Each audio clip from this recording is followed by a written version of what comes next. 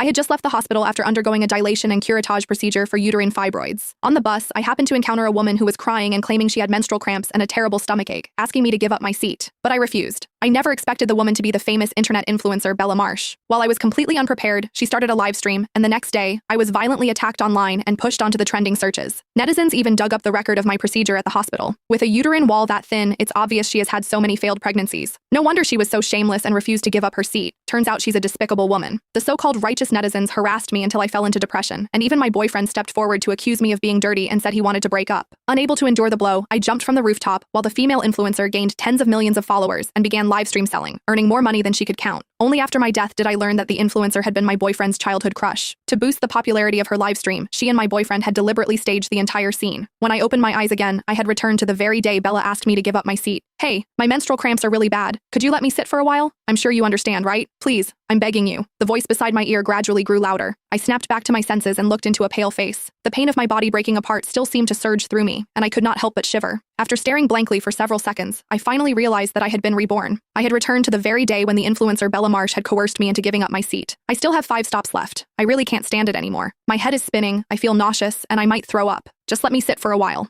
Otherwise, if I faint on the bus and delay everyone, that wouldn't be good. She staggered beside me, hunched over as she let out a muffled groan. The middle-aged women around us saw how pitiful she looked and noticed that I remained seated without offering my seat, so they began to speak up one after another. Girl, you can't be so selfish. She's almost doubled over in pain. You're so young. How can your heart be so vicious? If you refuse, then when she faints from the pain, you'll have to take responsibility for wasting everyone's time on this bus. Even my boyfriend, Felix Gray, who stood beside me, began nagging me. It's just giving up a seat. You're acting like it's going to kill you. You're usually generous and kind. Did something possess you today? You don't look sick at all. Get up already. In my previous life, Bella had begged me again and again to give up my seat, manipulating everyone to take her side. But I had just undergone a dilation and curettage procedure for uterine fibroids, and the doctor had warned me not to stand for long periods, so I refused her. Who would have thought that the elderly passengers on the bus would all accuse me of being vicious, while my own boyfriend would call me cold-blooded? I thought I would at most suffer a few misunderstandings. I never expected that the very next day I would appear on the trending searches. It turned out Bella had secretly live-streamed everything. She even encouraged her fans in the live stream to harass me online. Babes, I never expected a woman to show such hostility toward another woman. We're all women. We should be helping each other. If every woman with painful cramps met someone this selfish, what would happen? Netizens even dug up the record of my procedure at the hospital. She came to our hospital yesterday for a dilation and curettage procedure. If you know, you know. Someone claiming to be a nurse from a major hospital even posted a photo of my surgery consent form. The words dilation and curettage procedure stood out glaringly on the page. With a uterine wall that thin, it's obvious why she has had too many abortions. No wonder she was so shameless and refused to give up her seat. In an instant, the so-called righteous netizens tore into me like a swarm. I collapsed into despair and depression. The man I had dated for 5 years immediately stepped forward to